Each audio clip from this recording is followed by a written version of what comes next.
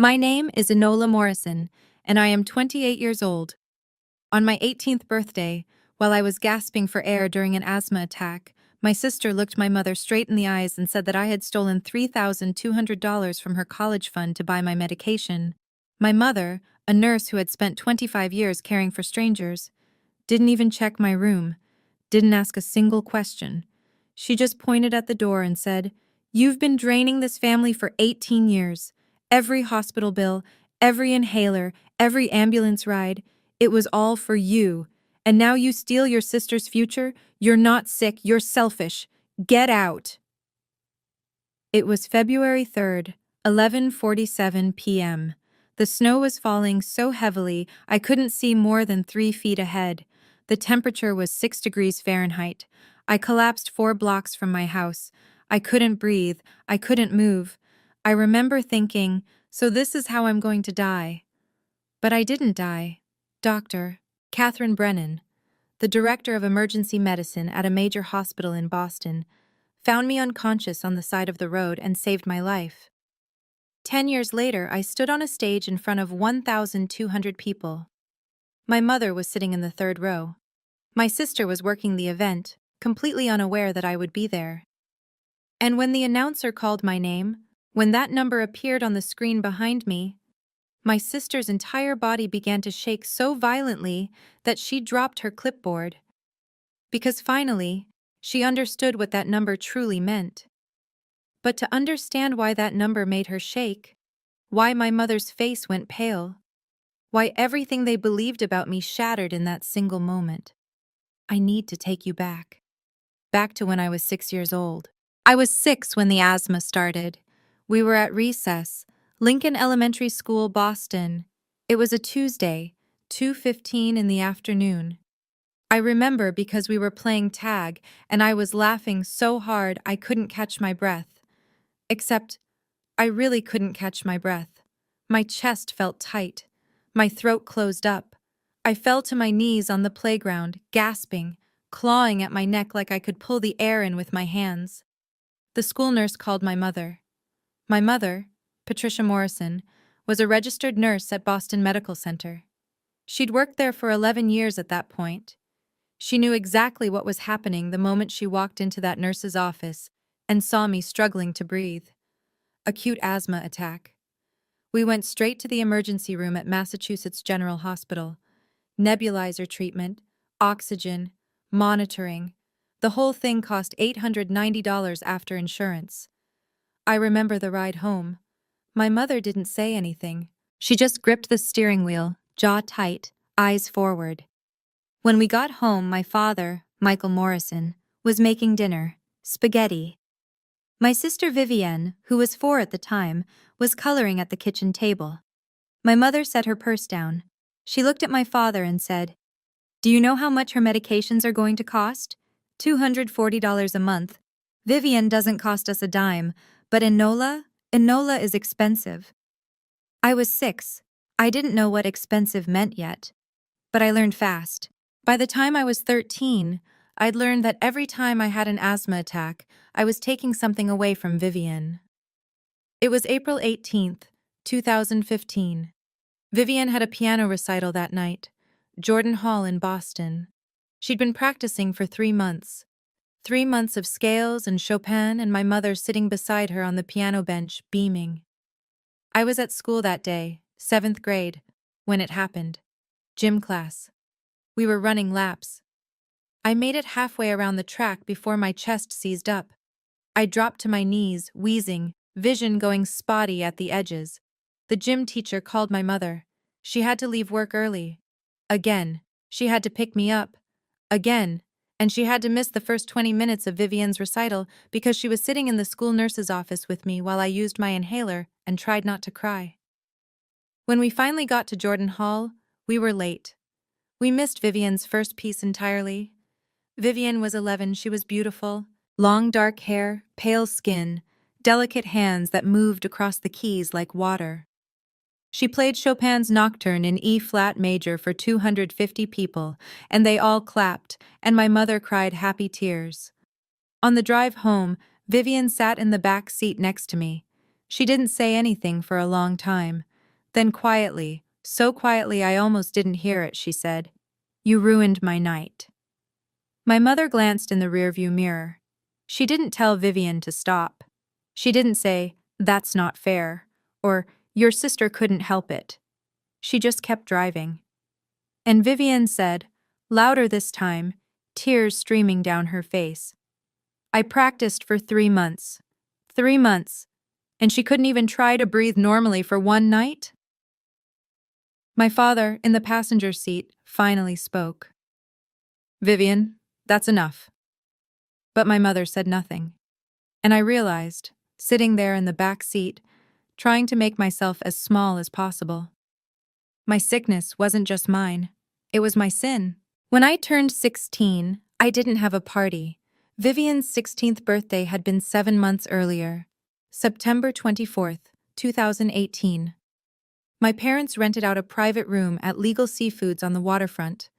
25 of her friends, lobster, steak, champagne glasses filled with sparkling cider, a cake that cost $180.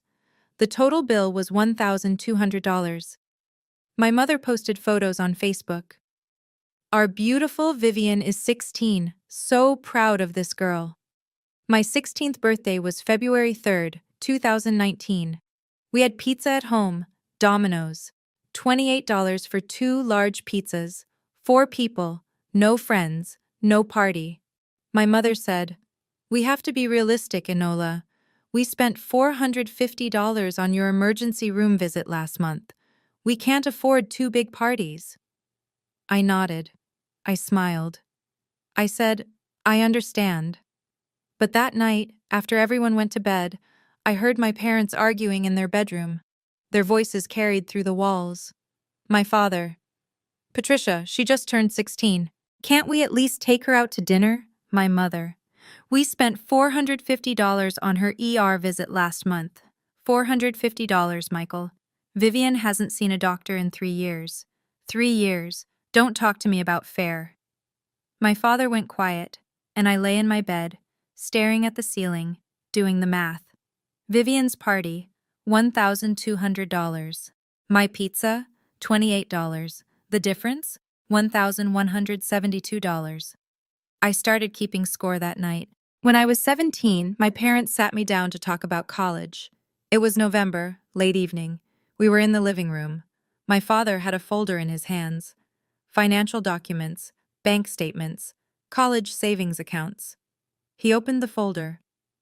"Vivian," he said, "has $18,000 saved for college.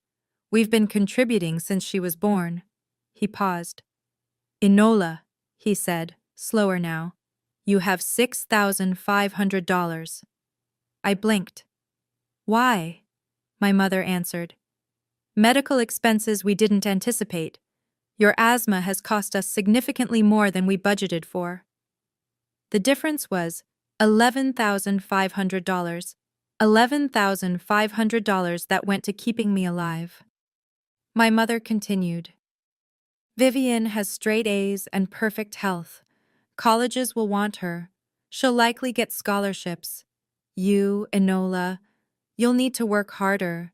You might need to work for a year before college, or apply for more financial aid. That's just reality." I worked harder. I graduated with straight A's too. 3.98 GPA, National Honor Society. Volunteer work at the hospital. Everything. But it never mattered, because I was expensive. In January of my senior year, I applied for a scholarship. The Future Medical Professionals Fund was a local Boston area scholarship for students planning to pursue healthcare careers. The prize was $3,200. I wrote my essay on January 15, 2015. The topic was, "Describe a personal health challenge and how it inspired your career goals." I wrote about my asthma, about growing up watching nurses and doctors save my life over and over, about wanting to be the person who made sick kids feel like they weren't a burden. I submitted it at 11:43 p.m. that night. Results were announced on February 12th, my 18th birthday. The email came at 9:22 a.m. "Dear Ms. Morrison, congratulations. You have been selected as the recipient of the Future Medical Professionals Scholarship, $3,200. Your essay moved our committee deeply. We wish you the best in your medical career, I screamed. I ran downstairs, phone in hand, and found my mother in the kitchen making coffee. Mom! Mom, I got it. I got the scholarship. She looked up. Which scholarship? The medical one. $3,200. I can use it for Boston University. For a moment, just a moment, her face softened. She smiled. A real smile. That's wonderful, Enola. I'm proud of you. It was the first time she'd said that in years. I felt like I was floating. But then Vivian came downstairs. She was 15, still in her pajamas, hair messy from sleep. She looked at me, at my mother, at the phone in my hand. What's going on? My mother turned to her. Enola got a scholarship, $3,200.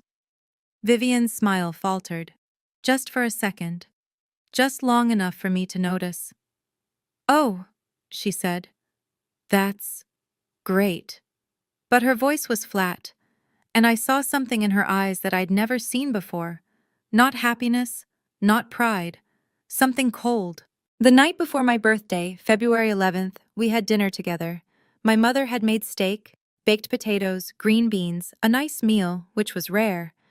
Early birthday dinner, she said, since tomorrow's a school day. We sat down at 7:15 p.m.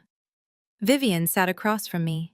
She kept looking at me, then looking away, smiling these quick, tight smiles. So, my father said, cutting into his steak. Enola, have you heard back from BU yet? Not yet, I said. Should be soon, though. If I get in, the scholarship will cover almost a full semester. My mother nodded. That's the best we can hope for, given everything, given my medical costs. She didn't say it, but we all knew. Vivian pushed her green beans around her plate. What about you, Viv? My father asked. How's the college fund looking? Good, Vivian said quickly. Really good. I should have enough for a state school at least. My mother smiled at her. You'll probably get into BC, maybe even a scholarship, even a... Vivian smiled back. But when my mother looked away, Vivian's eyes slid to me, and she smiled. A different smile, sharp, and I thought, that's strange, but I ignored it. That was my first mistake. After dinner, I went upstairs to my room. I was exhausted. I had a calc test the next day, plus it was my birthday, and I just wanted to sleep. Around 9 p.m., there was a knock on my door. Yeah? Vivian opened the door. She was holding something. A book. Hey, she said, her voice soft, almost sad. Can I come in? Sure. She sat on the edge of my bed. She handed me the book. It was one I'd lent her weeks ago, The Fault in Our Stars. I finished it, she said. Did you like it? Yeah, it made me cry. We sat there in silence for a moment. Then Vivian said, so quietly I almost didn't hear. I'm sorry I've been distant lately. I looked at her, surprised. It's okay. No, it's not. Her voice cracked. You're my sister. I love you. She hugged me, and I hugged her back. And I felt warm, safe, like maybe things were getting better. I love you too, Viv. She pulled away, wiping her eyes. Happy birthday, Enola. Thanks. She left. And I lay down in bed, smiling. I should have asked why she was apologizing, but I didn't. That was my second mistake. But I didn't know that night. February 11th, 2015, 9:15 p.m. Lying in my bed feeling loved for the first time in years. It would get so much worse. I didn't know Vivian had been planning something. And I didn't know my mother would believe her without a single question. I woke up on February 12th, 2015 at 7 a.m. My alarm went off. I reached over, turned it off, and lay there for a moment. 18. I was 18, legally an adult. I got out of bed and went downstairs. The kitchen was empty. No balloons, no happy birthday sign, no one waiting to hug me. There was a note on the counter, next to the coffee pot. I picked it up. Enola, working early shift, birthday dinner at 8 p.m. tonight. Don't be late. Mom. That was it. No happy birthday, no love, Mom. Just, don't be late. I made myself toast and went to school. School was fine. A few friends wished me happy birthday. I took my calc test. I passed. By 4:30 p.m., I was home. I went upstairs to change. As I walked past Vivian's room, her door was open. She was sitting on her bed and her eyes were red, like she'd been crying. Viv? I stopped in the doorway. Are you okay? She looked up, startled. Oh, yeah, I'm fine. You don't look fine.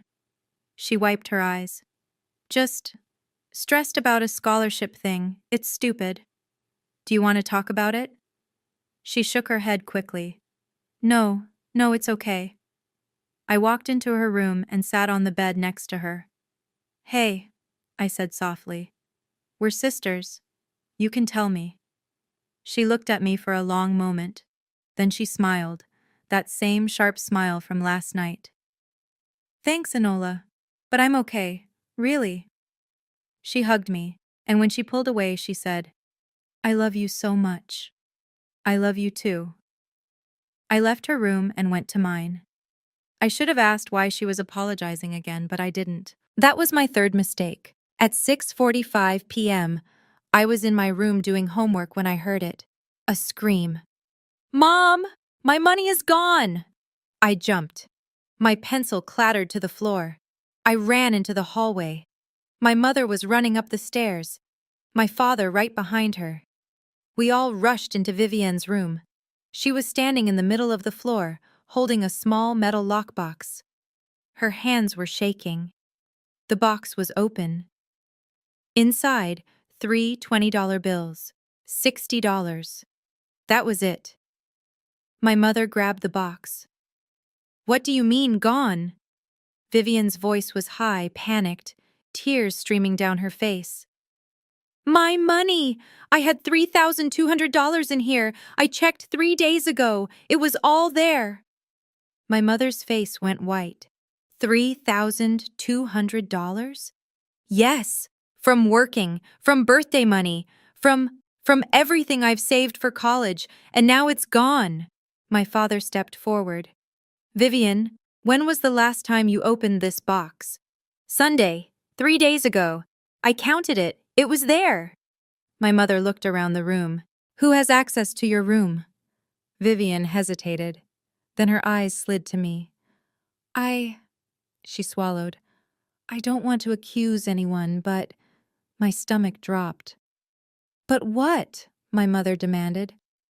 Enola came in here yesterday to return a book. Every head turned to me. Wait, I said, my voice shaking. I did return a book, but I didn't. My mother cut me off. Did you come into this room? Yes, but did you touch anything? No, I just gave her the book and... My mother's voice went cold. Enola, did you take your sister's money? The room tilted. What? No, why would I? Vivian sobbed. You got your scholarship yesterday, $3,200, and today my $3,200 is missing. That's not a coincidence. My mother stepped closer to me. Her face was hard, furious. Enola, look at me. I looked at her. Did you take your sister's money? No, Mom, I would never. Vivian's voice cracked. You always hated that I had more than you. You always said it wasn't fair. I never said that. You did, last year. When we were talking about college funds, you said it wasn't fair that I had more. I felt like the walls were closing in. That's not what I meant. My mother held up a hand. Silence. She turned to Vivian. Are you absolutely sure you had $3,200 in this box on Sunday? Yes. And Enola was the only person who came into your room since then? Vivian hesitated. Then, yes. My mother turned to me, and I saw it in her eyes. She'd already decided.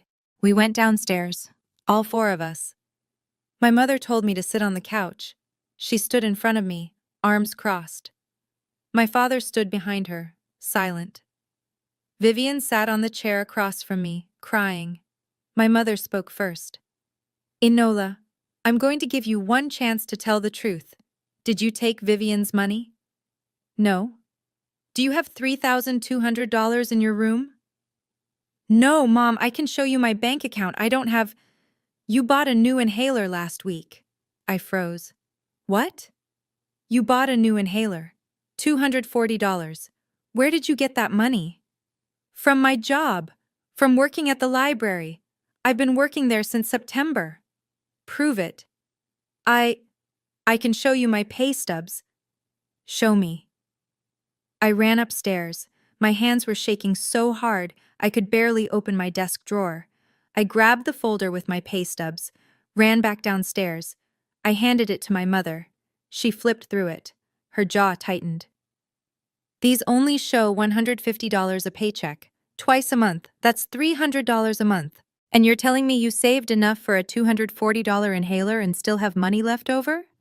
I've been saving. I barely spend anything.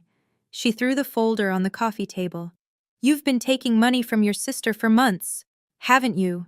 No. And when you got that scholarship, you thought you were safe. You thought no one would notice. Mom, please, I didn't. She stepped closer. Her voice dropped, low, cold, shaking with rage. You know what you are, Enola? I couldn't speak. You've been bleeding this family dry for 18 years. Every hospital bill, every inhaler, every ambulance ride, it was all for you. We gave up vacations, we gave up savings, we gave up everything for you. Tears streamed down my face. And now you steal from your sister's future? For what? More medication? More treatment for a condition you should have learned to manage by now? I didn't take anything. Don't lie to me! She grabbed my arm and pulled me to my feet. You're not sick, Enola. You're selfish. She dragged me to the front door, opened it. Snow was falling outside, hard, thick. I couldn't see more than a few feet. Mom! Get out! Mom, please, it's snowing. I don't have a child like you. Get out. If you come back, I'm calling the police. Do you understand me? I looked at my father. He was staring at the floor. Dad? He didn't look up. I looked at Vivian. She was crying into her hands. But when she thought no one was looking, when my mother's back was turned, I saw it. Just for a second. She looked at me, and she smiled. My mother shoved me outside. I stumbled onto the front porch. The door slammed behind me. I heard the lock click. I stood there, frozen, staring at the door. It was 8:42 p.m. February 12th, 2015. My 18th birthday. The temperature was 6 degrees Fahrenheit, and I had nowhere to go. The door slammed. The lock clicked, and I was alone in the snow. 18 years old, with nothing but the clothes on my back and an inhaler I'd supposedly stolen money to buy. I started walking. I didn't know where I was going. I just walked. My phone was at 11% battery. I didn't have a coat, just a hoodie. My hands were already numb. The snow was coming down so hard I could barely see. The streetlights looked like blurry halos in the white. I walked to the Starbucks on Coolidge Corner, 1.2 miles from my house. I got there at 9:15 p.m. The sign on the door said, "Closed at 9 p.m." I stood outside, shivering, staring at the dark windows. I tried calling my best friend Jessica. No answer. I tried calling another friend, Amir, straight to voicemail. It was a Friday night. Everyone was out. Everyone was at parties, at movies, living their lives. No one was answering their phone for the girl who'd just been kicked out of her house. I walked to the McDonald's on Harvard Street. It was open 24 hours. I went inside. The fluorescent lights were painfully bright. The smell of French fries made my stomach ache. I sat in a booth in the corner and tried to get warm. A security guard came over after 20 minutes. You buying anything? I. I don't have money. Then you can't stay here. Please, it's freezing outside. Not my problem. Out. I left. My phone was at 8%. I walked to Back Bay Station. It was the only place I could think of that might be warm and open. I got there at 10:20 p.m. There were a few people inside, mostly homeless people huddled on benches trying to sleep. A man with a long beard and a torn coat looked at me. You okay, kid? I'm fine. You don't look fine. I sat down on a bench and pulled my knees to my chest. The man stood up and walked over. He pulled off his jacket, a dirty, stained jacket that smelled like sweat and cigarettes, and handed it to me. Here. I can't. Take it. You're shivering. I took it, and I started crying. Thank you. He nodded and walked away. I sat there for 2 hours, wearing a stranger's jacket, trying not to fall apart. At 11:55 p.m., a police officer came through, checking IDs. When he got to me, he looked at my face. How old are you? 18. You have somewhere to go? I hesitated. If I said no, what would happen? Would they call my parents? Would they take me to a shelter? Yes, I lied. He looked at me for a long moment. Then he said quietly, There's a shelter on Albany Street. It's 1.8 miles from here. They take walk-ins until 1 a.m. You should go. Okay. He walked away. I looked at my phone. 5% battery. 1.8 miles. I could make that. I had to. I started walking at 12:10 a.m. The snow had slowed down a little, but the temperature had dropped. The wind cut through the jacket, through my hoodie, through my skin. I made it 6 blocks before I felt it. My chest tightened. No, not now. Please, not now. But my body didn't care. I stopped walking, leaned against a brick wall, pulled out my inhaler.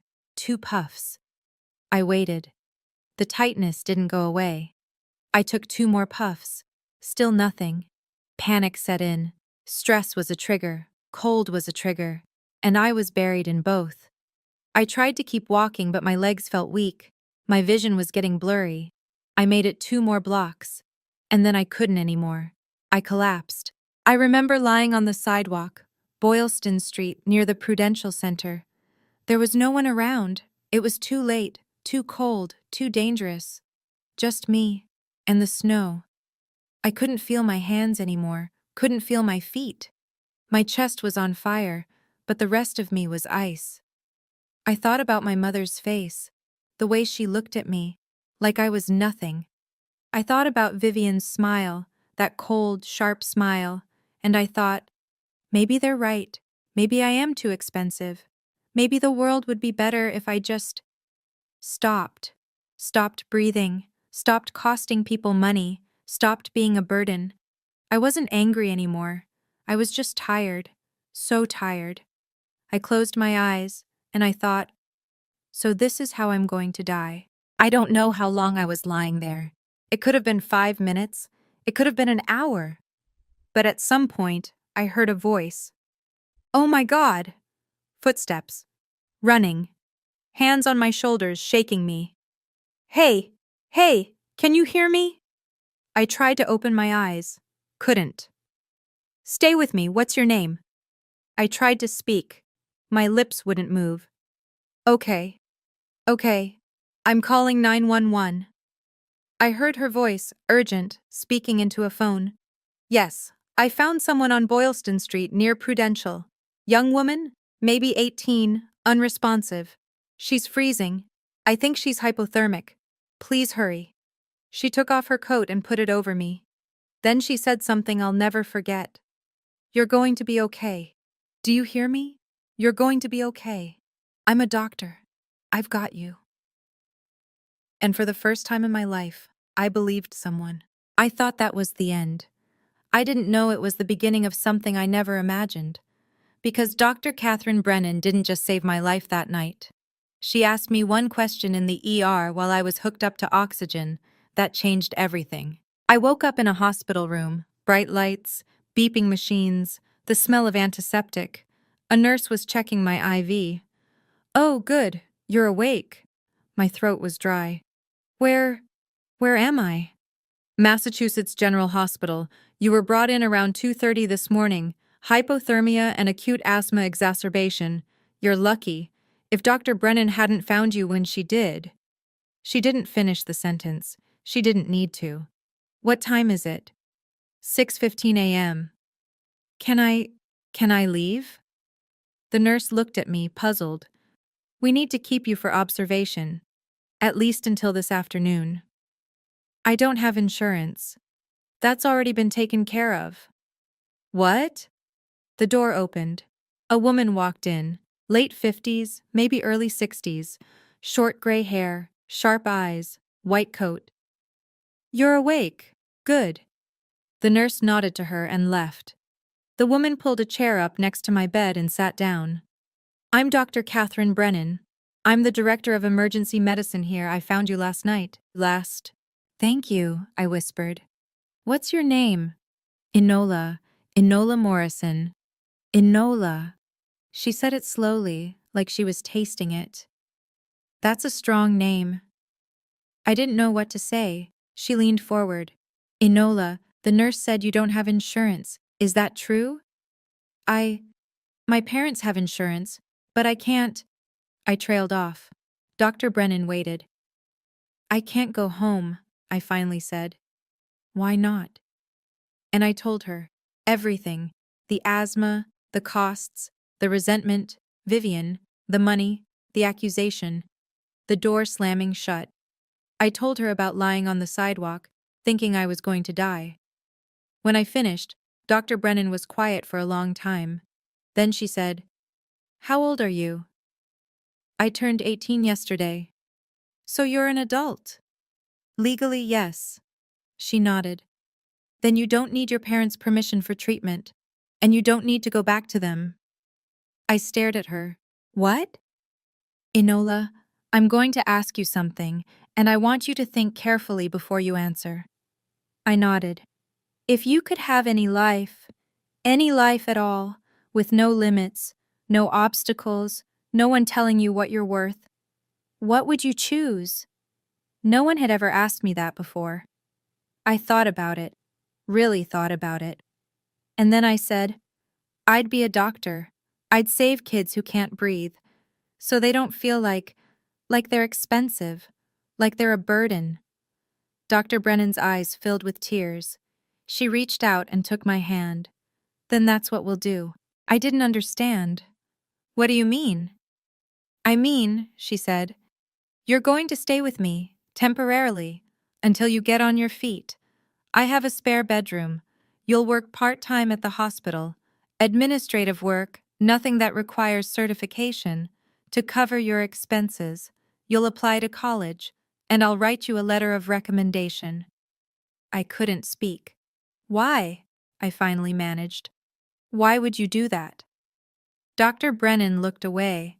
For a moment, she didn't say anything. Then, "I had a daughter once, Emily. She'd be 27 now." "What happened?" "Car accident, 8 years ago, February 12th. My breath caught. "Yesterday was her birthday?" Dr. Brennan nodded. "I was on my way home from a shift. I always stop by her grave on her birthday. I take the long route through Boylston. I don't know why. I just do." She looked at me. "And then I saw you, lying there in the snow. And I thought, maybe this is why. Maybe I was supposed to find you." I started crying. "I couldn't save Emily," Dr. Brennan said softly, "but maybe I can save you." At 7:30 a.m., Dr. Brennan made a phone call. She called her lawyer, asked about the legal rights of an 18-year-old with no home, asked about temporary guardianship, emancipation, housing. She took notes. She nodded. She said thank you and hung up. Then she turned to me. "Here's the plan. You'll stay with me for now. My apartment is on Beacon Hill, 2 bedrooms. I live alone. You'll have privacy. You'll work part-time at the hospital. I can get you a position in medical records, $12.50 an hour, 25 hours a week. That'll give you enough to start saving, and we'll get you enrolled at Boston University. You got a scholarship, right? Yes, $3,200. Good. With financial aid, you should be able to cover the rest. I'll help with application fees, books, whatever you need. I couldn't believe what I was hearing. Dr. Brennan, I don't know what to say. Don't say anything yet, just rest. We'll go to my place this afternoon. At 8:15 a.m., Dr. Brennan left to finish her shift. A nurse brought me breakfast: eggs, toast, orange juice. I ate slowly, and I thought, this is real. This is actually happening. Someone believed me. Someone chose me. For the first time in 18 years, someone looked at me and said, "You're worth saving." At 2 p.m., Dr. Brennan came back. She had a bag with her: clothes, a winter coat, boots. "These were Emily's," she said quietly. "They've been in storage. I think they'll fit you." I put them on. They fit perfectly. We left the hospital together. Dr. Brennan drove me to her apartment, 234 Beacon Street, apartment 5C. It was small, clean, warm. There were bookshelves everywhere: medical textbooks, novels, photos. She showed me to the spare bedroom. It was small: a twin bed, a desk, a window overlooking the street. On the desk, there was a framed photo: a young woman, dark hair, bright smile. "That's Emily," Dr. Brennan said. "She's beautiful." She was. Dr. Brennan touched the frame gently. "She wanted to be a doctor, too." She turned to me. "Emily would have liked you." I started crying again. Dr. Brennan hugged me, and she said so quietly I almost didn't hear, "You're not expensive, Enola. You're priceless, and anyone who can't see that doesn't deserve you." That night, I lay in bed in that small room, wearing borrowed clothes, staring at the ceiling, and I made a promise. One day, I'd pay this forward. One day, I'd be the hand that reached out. But first, I had to survive. That day, I made a promise. One day, I'd pay this forward. One day, I'd be someone who saves people who can't breathe. But first, I had to build a life from nothing. The first month was the hardest. March 2015. I was living with Dr. Brennan, working 25 hours a week at Mass General in the medical records department. $12.50 an hour. 25 hours. That's $312.50 a week, before taxes. I saved every penny. I didn't go out, didn't buy coffee, didn't buy clothes. Dr. Brennan let me live with her rent-free, so every dollar I earned went into a savings account. By the end of March, I had $1,100 saved. On March 20th, I got an email. "Congratulations! You have been accepted to Boston University," I screamed. Dr. Brennan came running into my room. What's wrong?" I got into BU." She hugged me so hard I couldn't breathe. "I knew you would." I started Boston University in September 2015. Pre-med track, biology major. I commuted from Dr. Brennan's apartment. Took the T every morning at 6:45 a.m. Classes from 8 a.m. to 3 p.m. Work from 4 p.m. to 9 p.m. I was exhausted all the time. But I didn't care. Because for the first time in my life, I was building something that was mine. My first semester GPA, 3.9. Dr. Brennan cried when she saw my transcript. I didn't contact my family. I changed my phone number in April 2015, deleted my Facebook, cut off everything. Dr. Brennan asked me once if I wanted to reach out. I said no. Some doors, once closed, should stay closed. But at night, I dreamed about them. I dreamed about my mother's face, the way she looked at me, like I was nothing. I dreamed about Vivian's smile, that cold, sharp smile, and I always woke up gasping. Not from asthma, from rage. In my second year at BU, I started volunteering at Boston Children's Hospital. 200 hours that year. I worked in the pediatric emergency department.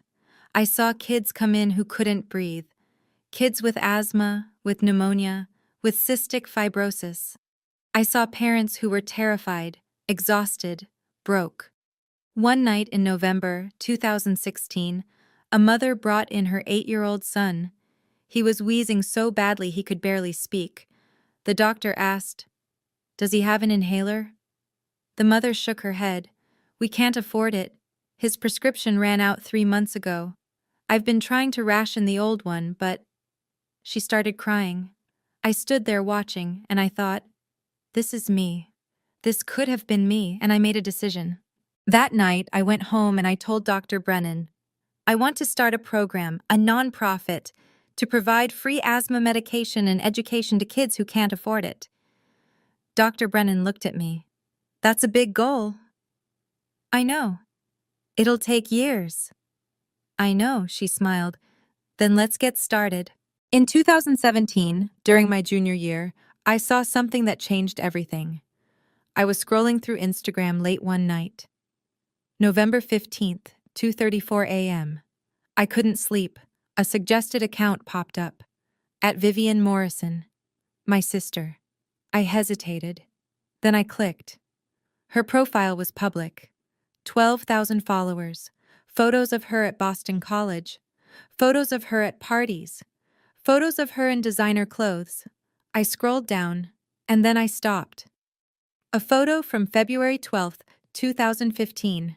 My 18th birthday. The day I was kicked out. The photo showed Vivian standing in front of a Chanel store on Newbury Street. She was holding a shopping bag. The caption, "Finally saved enough for my dream bag. Chanel Classic Flap in Black. $3,400. Mom said I deserve it after working so hard." I stared at that number. $3,400. She bought a bag. With my future. I took a screenshot. I sat there for an hour, staring at it. $3,400. February 12th, 2015. The same day I was kicked out. The same amount she claimed I stole. She lied. She planned it. She took the money herself, accused me, and bought a fucking designer bag while I was freezing to death in the snow. I wanted to scream. I wanted to send the screenshot to my mother, to my father, to everyone. But I didn't. Because Dr. Brennan had told me something once. She said, "Revenge keeps you stuck.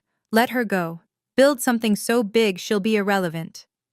So I saved the screenshot. Not to use it, but to remember. I am not her. I will never be her. I graduated from Boston University in May 2019, summa cum laude, 3.95 GPA. Dr. Brennan sat in the front row crying. I walked across that stage and I thought, this is mine, not theirs, mine.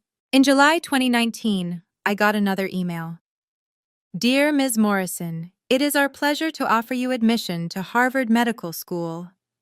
Full scholarship, $320,000 over 4 years. I called Dr. Brennan. She answered on the first ring. I got in. Silence. Then, I knew you would. This is because of you. No, Enola, this is because of you. I started Harvard Medical School in August 2019, and in March 2020, in the middle of a pandemic, Dr. Brennan and I officially founded Second Breath Initiative, a nonprofit organization providing free asthma medication, nebulizers, and education to children from low-income families. Our mission? No child should feel expensive for breathing. We started with $85,000 in donations. In our first month, we helped 50 kids. By the end of 2020, 400 kids. By 2022, 1,200 kids. And I kept counting. Because every single number was a kid who wouldn't feel like I did. By 2024, I was in my second year of residency at Massachusetts General Hospital, emergency medicine. The same hospital where Dr. Brennan found me 10 years earlier. The same emergency room where I almost died. Now I was the one saving lives. And Second Breath had grown. From 1 city to 3 states.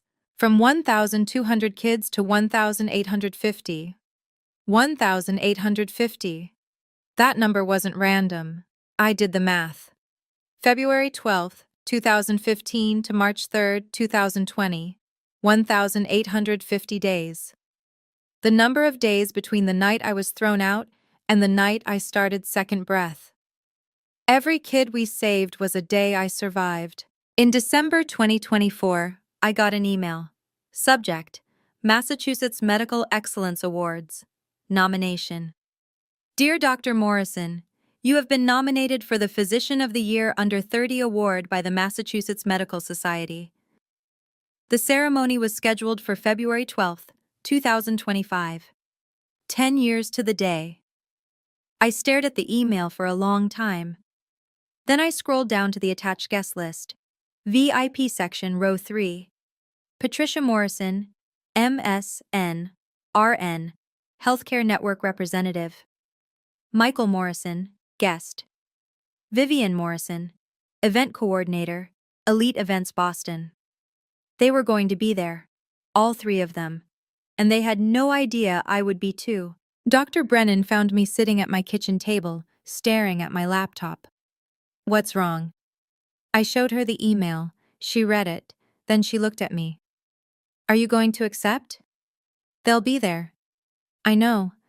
They'll see me. I know. I don't know if I'm ready. Dr. Brennan sat down next to me. She took my hand. Enola, do you want to hide, or do you want to rise? I accepted the award. And I wrote a speech. I rehearsed it 14 times. Dr. Brennan sat in my living room, listening, correcting, encouraging. The speech was 8 minutes and 30 seconds long. I didn't mention my family by name, but I told my story, and I put that number, 1850, right in the center. On February 11th, 2025, the night before the ceremony, Dr. Brennan asked me, "Are you ready to see them?" I thought about it and I said, "I've been ready for 10 years. The question is, are they ready to see me?" The number 1850 wasn't random. It was deliberate. It was the exact number of days between the night they threw me out and the night I finally found my breath again. Every child we saved was a day I survived, and I was ready to tell them.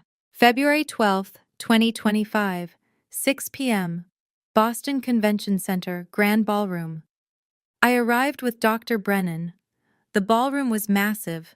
Crystal chandeliers, 150 round tables, a stage with a massive LED screen behind it, 1,200 people, doctors, nurses, hospital administrators, politicians, donors.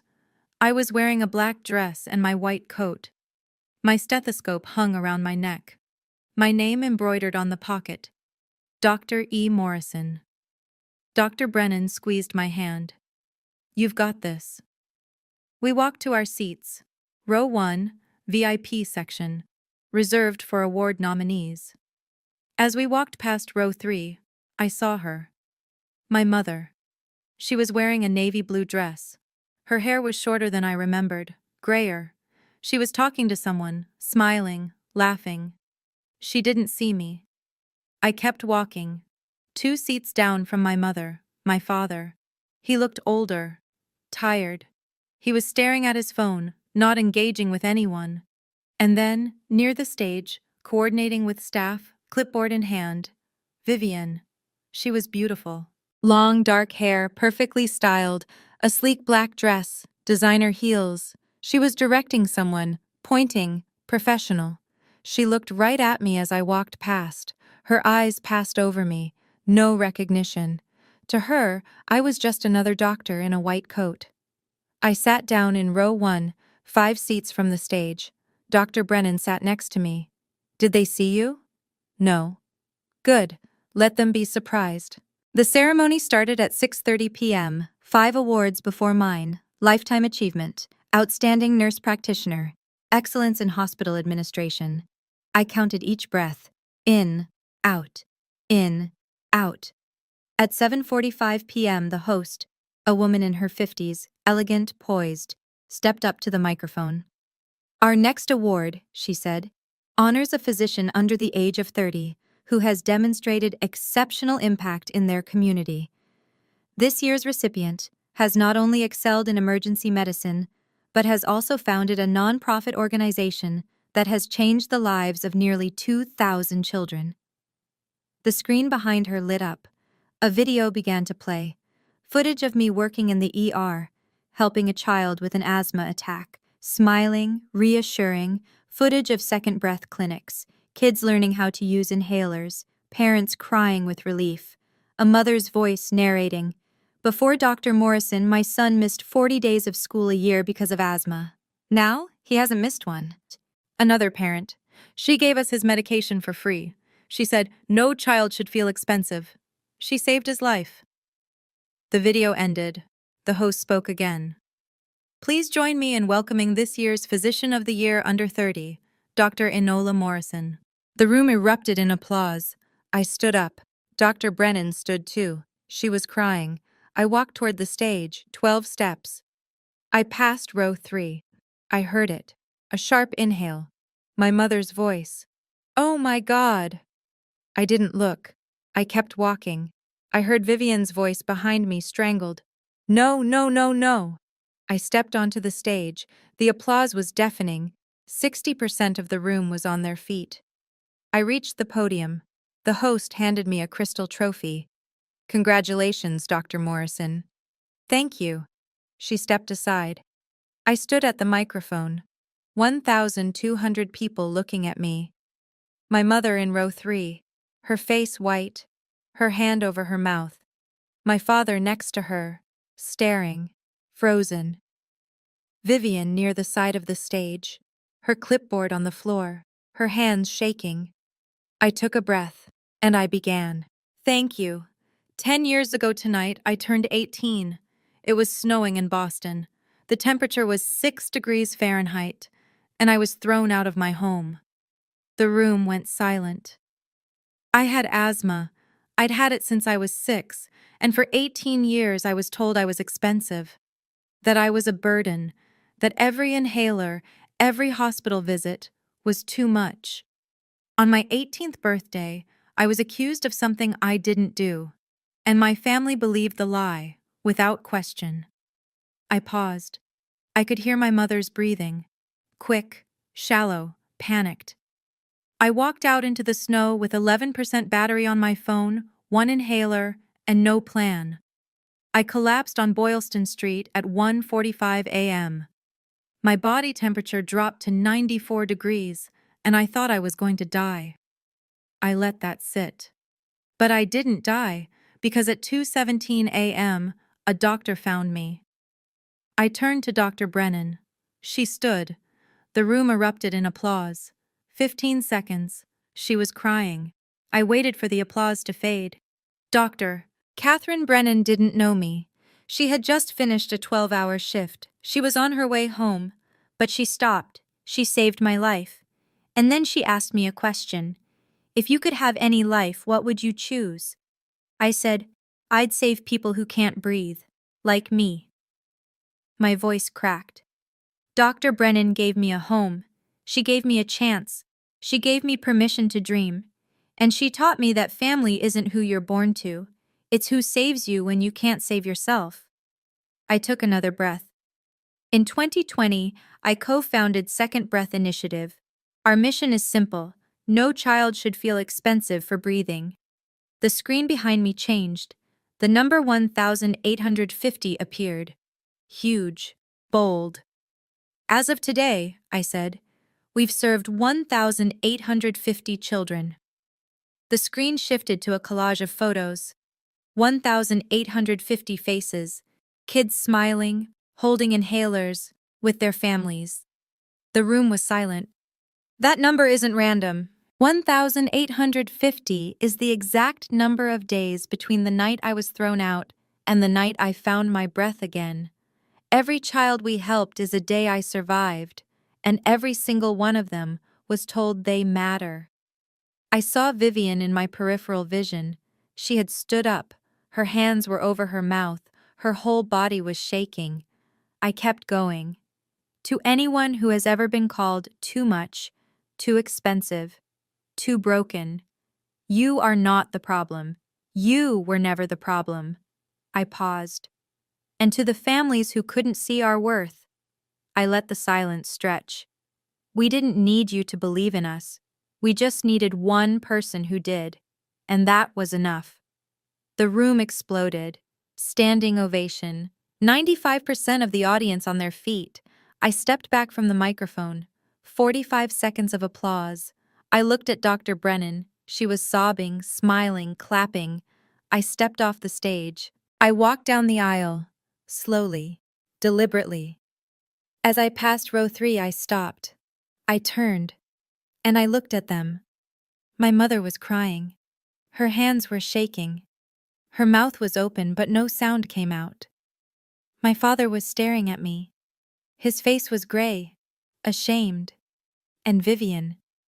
Vivian was standing there, frozen, her face white, her eyes red. She whispered, "Enola, I'm so—" I didn't stop. I didn't respond. I just looked at her. For 2 seconds. Then I smiled. Not a cruel smile. Not a triumphant smile. Just a smile. And I walked away. I didn't owe them words. I didn't owe them forgiveness. I owed them nothing. And that was the most powerful thing I could give. I didn't look at her. I didn't need to. The truth was louder than anything I could say, and as I walked out of that ballroom, I heard my mother call my name. I didn't turn around. Because that chapter ended 10 years ago, and I had already written a new one. Within 48 hours, my speech went viral. 2.3 million views on TikTok. Shared on Instagram, Twitter, Facebook. News outlets picked it up. Boston Globe, NBC Boston, CNN Health. The headlines: Doctor reveals she was kicked out at 18, now saves 1,850 kids. Physician of the Year was once left to die in the snow by her own family. This doctor's speech will make you cry. Donations to Second Breath Initiative poured in, $180,000 in 1 week. I didn't read the comments, but Dr. Brennan did. She read a few to me. I was called expensive too. Thank you for showing me I'm not alone. This doctor is a hero. Where can I donate? I haven't cried this hard in years. Thank you for sharing your story.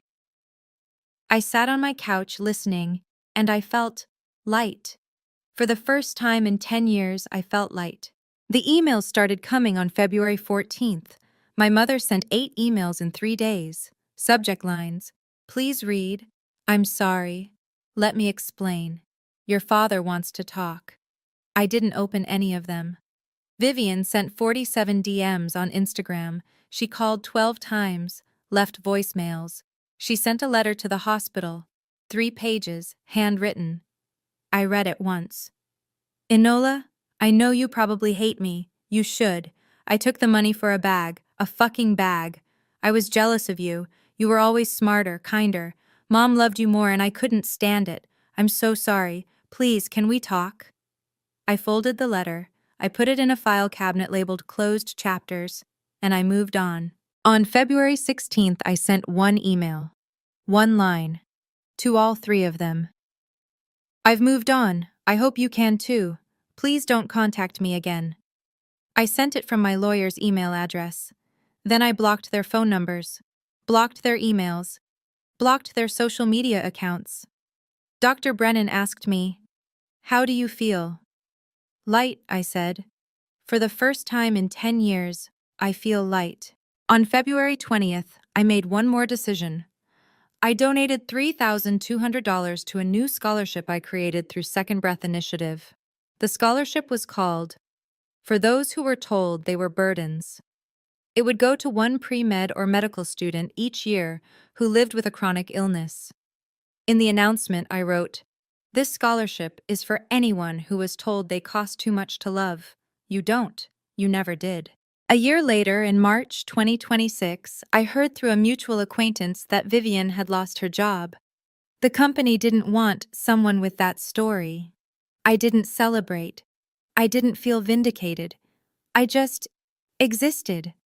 And that was enough. On February 12, 2026, Exactly 11 years after the night I was thrown out, I stood outside the Ninth Second Breath Initiative clinic.